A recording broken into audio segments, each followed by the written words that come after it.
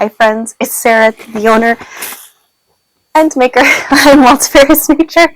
Thank you so much for joining me today. If you are a new viewer, welcome. And if you're a returning viewer, a big welcome back. I'm glad you guys are here for another episode. Get that timer going for my usual. Alright, keeps me honest. Okay, how are you guys doing? I'd love to know what you've been up to. To know what you're making, crafting, whatever that may be. Always love to hear about that. So definitely, please do share in the comments below. Love to hear from you guys. And I'll talk about some works in progress. I did work on 2 projects this week. And yeah, we'll get into that. I also did some spinning. I can't show you that spinning because it's on the wheel. And as I'm sure I'd love to show you my ladybug. I don't know how well that would work. I don't really want to drop the bobbin or like undo the tension and all that good stuff. But I'm almost done with my second bobbin of a braid that I did that I had in stash. And I'm pretty excited because then I'll apply it up. I decided to try to do something like, I think they call it a fractal spin. I'm still pretty new to the spinning world. But I took a braid, I split it in half lengthwise, it's multicolored, and then I took one of those long halves, split that in half, and then broke it into like color sections. And then I spun the long one all together, and then the smaller ones, what I'm doing is I spin all the colors in color order, and then that second half that I did, I spin that in color order as well, if that makes sense. So it's a lot of fun. I think I'm going to do a 2-ply, and I think it'll give it kind of that barber poling effect, sort of like a fade. I think it'll look kind of interesting. I'm just curious, learning new techniques and playing and having a lot of fun with that. So I am finding I love to knit. Knitting is definitely always my top, but I am finding that at the moment, spinning has just become incredibly meditative for me. So I really don't have to necessarily look at what I'm doing per se. I do a lot, but I do find sometimes I can watch like a YouTube or just listen to some music, and I don't really have to really pay attention to what I'm doing a lot, which is very nice. It's very nice. So if you could relate, or if you're wondering of something relaxing you can do, spinning, I definitely recommend it. I do understand spinning wheels are not for everybody. They're pretty expensive, definitely an investment, especially these days. When I bought it, it was expensive, but it's gone up by a couple $100s since when I bought mine. So it's very, very expensive. I will definitely acknowledge that. But we'll get into the works in progress. It's a shop update end of things. There are just a few advents left. So I did want to let you guys know that, because if you are wanting to get one, definitely make sure that you go over to the website. I'll include the link below, and that way you don't miss out, because there is just a few, like a little smattering left. So I don't want you to miss out. I'm excited. I'm really excited about it. I hope you have something cozy or cool to sip on. I have my Hug in a mug that I'm drinking out of with one of my all-time favorite teas. If you want like a basic tea, it's Constant Comment by Bigelow. Not sponsored.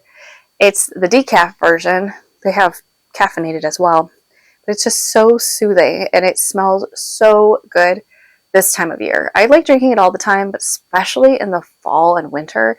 There's spice in it. You definitely taste like orange. It's really good. It's just so cozy. So cozy. It smells amazing.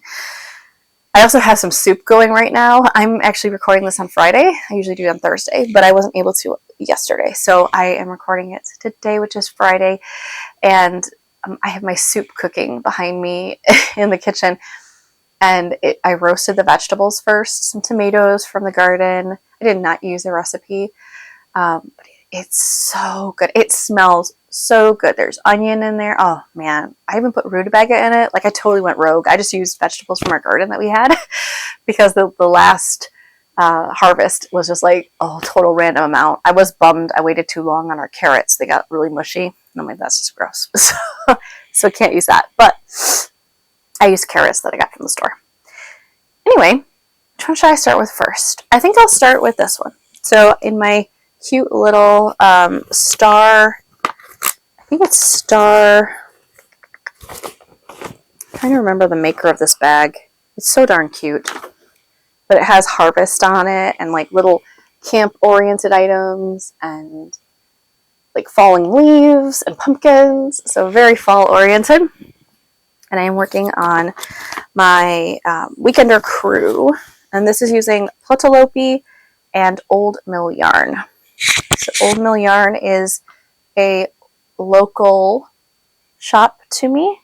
And of course, plutolopi is Icelandic. Star Knits, yes, Star Knits is the project bag.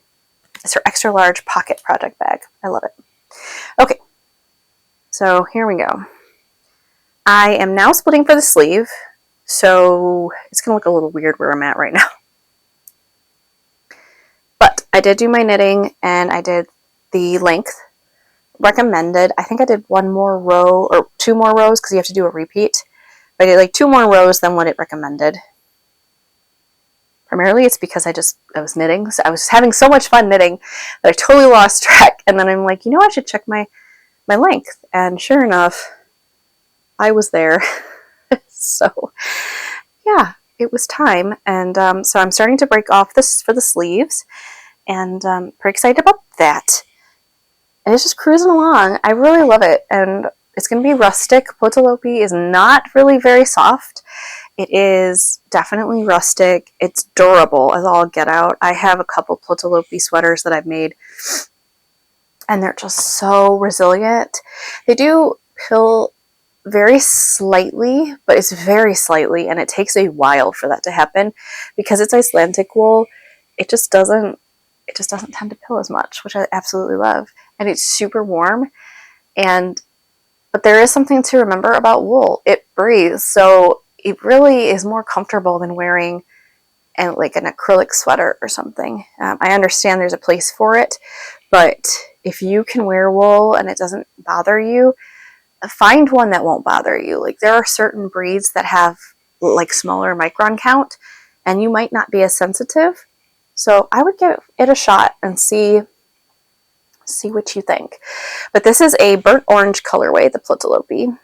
And I'm holding it with that brown old mill yarn. It's like a lace weight. So it's creating this beautiful heathering effect that's really cozy and looks like spiced pumpkin pie.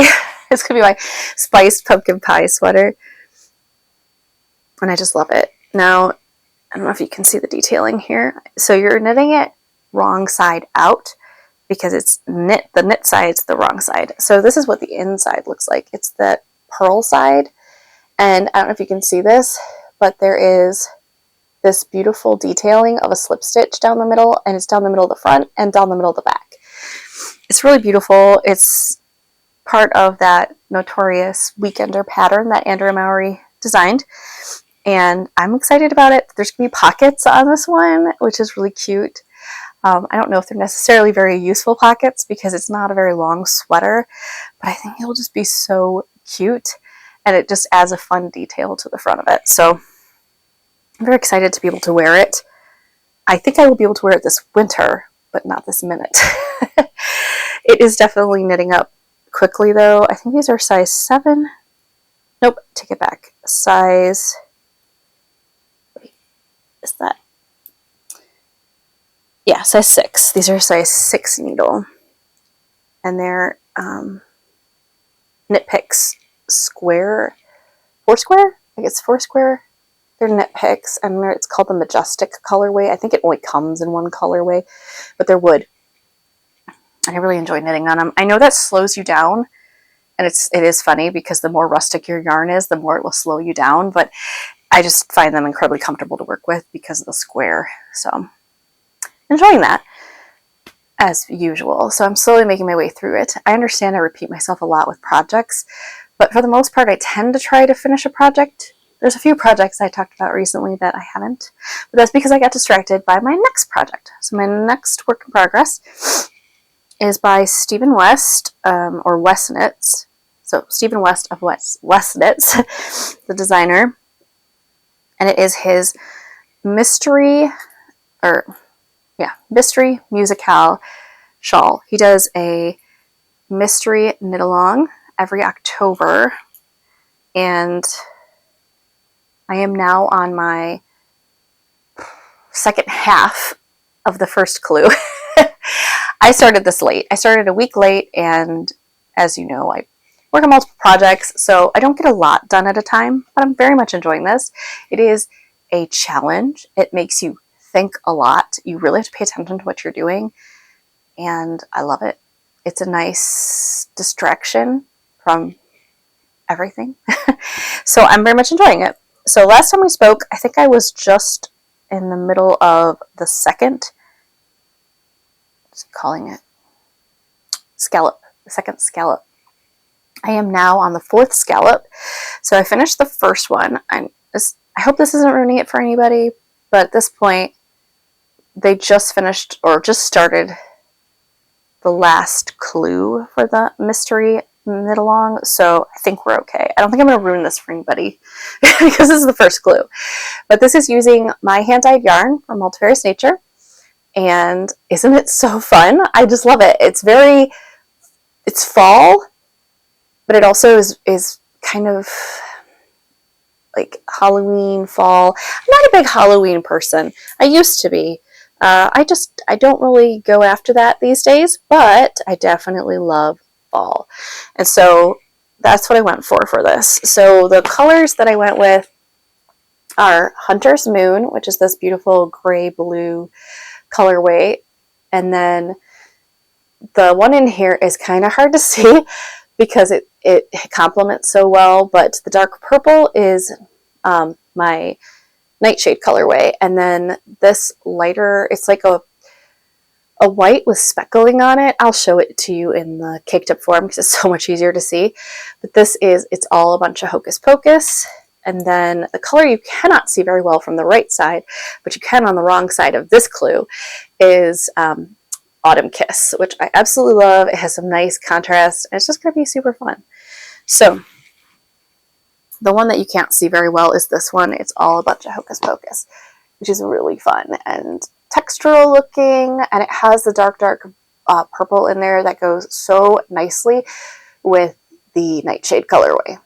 So I absolutely love it. Definitely one of my favorites, and it's really fun to work with.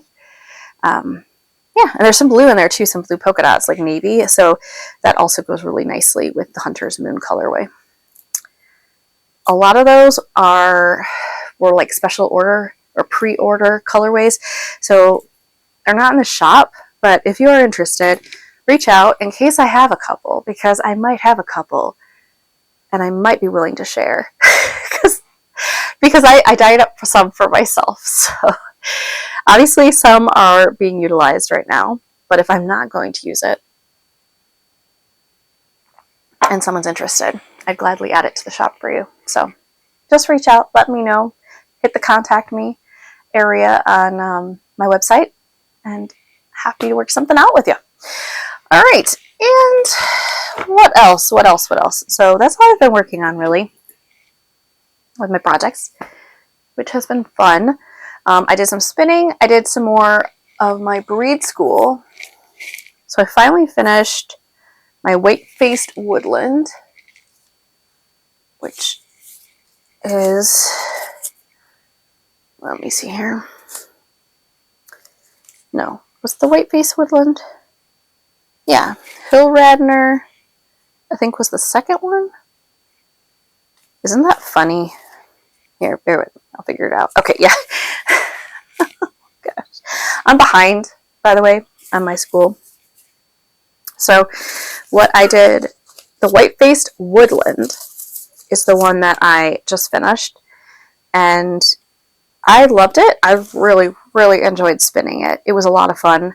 A lot of these are more like rare or, breeds that are on the watch list, or I think they're on the actual rare. A lot of these are like rare breeds, I'm pretty sure. So you definitely, if you want to try to find it, I recommend doing that. You can probably get it from the Woolery. Again, not sponsored, but I got my wool pack of all the different wools for the spinning for the breed school, it is all from the Woolery. So if you're in the US, Woolery, and then there's another one that's overseas. If you're out of the US, I'm sorry, I do not remember what it's called.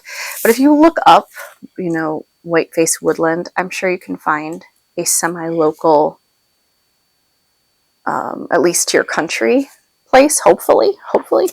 I did find that I actually kind of had a tie. So I star the ones that were my favorite to spin. And I really liked the long draw and the short forward. Those are my absolute favorite to spin, which is funny because I would have thought the short forward with the twist would have been my favorite because that's usually my favorite for the most part. But I didn't think it was very consistent. It tended to be more thick and thin than the others, which I find fascinating. It's beautiful. But I liked long draw or short forward. So this is short forward, so it's definitely less fluffy.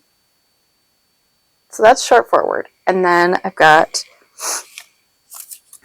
the long draw. And, I'm not really showing this very well. Apparently my dexterity is just failing me today. But this is long draw, and I loved it.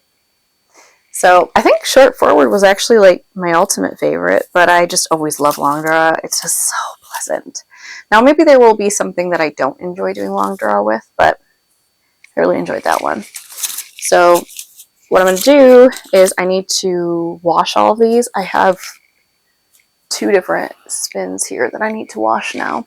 And then I would love to knit a swatch with each one and do all of that. So those are all things I still want to do, but I feel like if I can at least get them all spun up, it's like a step in the right direction. And yeah, so that's breed school. I'm getting there. Like I said, I'm only 1 behind now, I think. Yeah, I need to do Shetland. So the next one is Shetland, and that is exciting. I love my Shetlands. And I could spin my Shetlands. I really could, because I have beautiful Shetland wool from our Shetlands. But I really want to just use what they've given me so that I can be consistent with others. But I might also spin ours with it. I don't know. I'm trying to figure that out, what I want to do. Because I want to make sure I can get each breed and kind of stay within. It's each month you do a breed. So I probably won't get too adventurous.